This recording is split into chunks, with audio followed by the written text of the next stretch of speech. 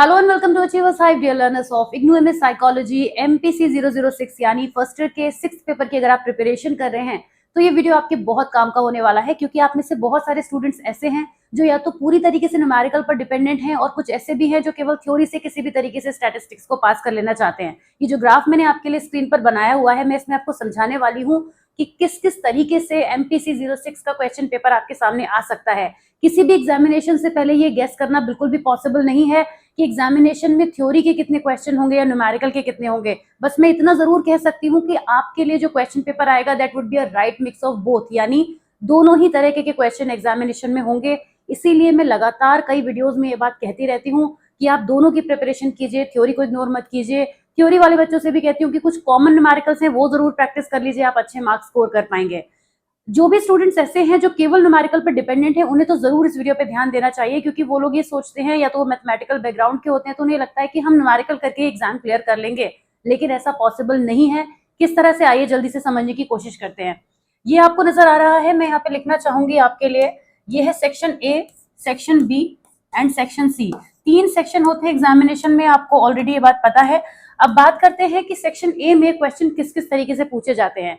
एक पॉसिबिलिटी ये हो सकती है कि एग्जाम में 2 थ्योरी के क्वेश्चन और 2 न्यूमेरिकल होंगे, राइट। सेक्शन ए में पूरी तरीके से 2 थ्योरी के क्वेश्चन होंगे और पूरी तरीके से सिंपली लिखा होगा कि एनोवा कैलकुलेट करो या कुछ और भी, तो वो न्यूमेरिकल के क्वेश्चन होंगे। ऐसे में जो थ्योरी वाले बच्चे हैं वो सेक्शन ए के 20 मार्क्स इजिली कवर कर सकते हैं और जो न्यूमेरिकल वाले बच्चे हैं वो यहाँ से आराम से कर सकते हैं। लेकिन क्वेश्चन पेपर के सेक्शन ए को हमेशा इसी पैटर्न से मत देखिए। एक और पॉसिबल पैटर्न है जो आ सकता है, जिसमें 2 थ्योरी क्वेश्चन तो डेफिनेटली होंगे ही और बचे हुए 2 न्यूमेरिकल में न्यूमेरिकल पूरा ना होके न्यूमेरिकल प्लस थ्योरी कर दें, यानी कि जैसे कि 3 + 7, 7 + 3, 4 + 6, यानी क्वेश्चन जो होगा अब वो इस तरीके से हो सकता है कि अगर कोरिलेशन का क्वेश्चन पूछा जा रहा है फॉर एग्जाम्पल, तो कोरिलेशन के बारे में 3 मार्कर का थ्योरी डाल दिया।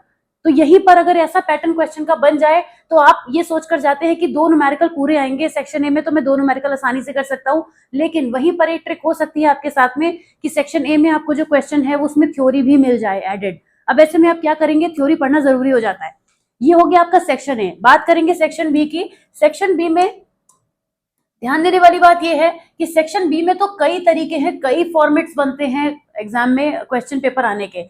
जैसे कि सबसे पहला तो यह है कि आपके पास या तो 2 न्यूमेरिकल आ गए हैं और 3 थ्योरी के क्वेश्चन आ गए हैं। ऐसा बहुत होता है। सेक्शन बी में टोटल 5 क्वेश्चन होते हैं जिसमें से आपको सिर्फ 4 करने होते हैं। तो ऐसे में 2 न्यूमेरिकल और 3 थ्योरी होने पर आपकी मजबूरी हो जाएगी 2 न्यूमेरिकल 2 थ्योरी करना, या फिर थ्योरी वाले स्टूडेंट्स भी हैं तो 1 न्यूमेरिकल उन्हें हर हालत में करना ही पड़ेगा। इसका ऑपोजिट भी पॉसिबल है। पॉसिबल क्या है कि 3 न्यूमेरिकल और 2 थ्योरी, ऐसा भी हो सकता है। ऐसे में न्यूमेरिकल वाले स्टूडेंट्स को एक थ्योरी का क्वेश्चन अटेम्प्ट करना मजबूरी हो जाएगी, वो चाहे या ना चाहे उन्हें करना ही पड़ेगा। इसके अलावा और पॉसिबिलिटी बी सेक्शन में ये रहती है 4 थ्योरी + 1 न्यूमेरिकल। कई बार ऐसा देखा गया है कि सेक्शन बी में तो सिर्फ एक ही न्यूमेरिकल आ रहा है। ऐसे में स्टूडेंट्स को डिफिकल्टी होती है कि अब हम क्या करें, उन्हें थ्योरी में से क्वेश्चन करने ही करने पड़ते हैं। और ये वो सब चीजें हैं, वो सारे पैटर्न है जो पहले हुए हैं। इसका रिवर्स अगर हम कर दें तो 4 थ्योरी, 4 न्यूमेरिकल और 1 थ्योरी, यहाँ पे वो बच्चे तो बहुत खुश हो जाते हैं जो पूरी तरीके से न्यूमेरिकल करके जाते हैं, लेकिन चांसेस कम रहते हैं ऐसा होने के। ये सबसे ज्यादा पूछा जाने वाला पैटर्न है, जिसमें 2 न्यूमेरिकल 3 थ्योरी या फिर 3 न्यूमेरिकल और 2 थ्योरी रहते हैं। ऐसा भी कई बार हुआ है, तो वो भी थोड़ा सा लक वाली बात है। अगर एक ही न्यूमेरिकल आए एग्जाम में तो न्यूमेरिकल वाले बच्चे बहुत परेशान हो जाते हैं। सेक्शन बी भी आपका 24 मार्क्स का होता है, तो अच्छे खासे मार्क्स यहाँ से कवर करने होते हैं। फिर तीसरा ये हो गया कि जिसमें आपको जितने भी आपके थ्योरी है और न्यूमेरिकल है सारे एक जैसे आ जाए, मतलब 5 न्यूमेरिकल और 5 थ्योरी। तो ये अभी तक कभी भी ऐसा नहीं हुआ है, कभी भी ऐसा नहीं हुआ है और ये बिल्कुल भी नहीं होगा। इसलिए मैं सिर्फ बताने के लिए मैंने आपको लिखा है। आ जाते हैं सेक्शन सी पे, जो कि पूरी तरीके से थ्योरेटिकल रहता है। यहाँ पे पूरी तरीके से थ्योरी आती है, इसमें कुछ भी जो है वो नहीं आता है कुछ और। तो यहाँ पे सी सेक्शन में आपको 3 थ्योरी के क्वेश्चंस मिलते हैं, जिसमें से आपको कोई भी 2 करने होते हैं। यहाँ कभी भी 3 मार्कर में न्यूमेरिकल नहीं पूछा जाता है सी सेक्शन में।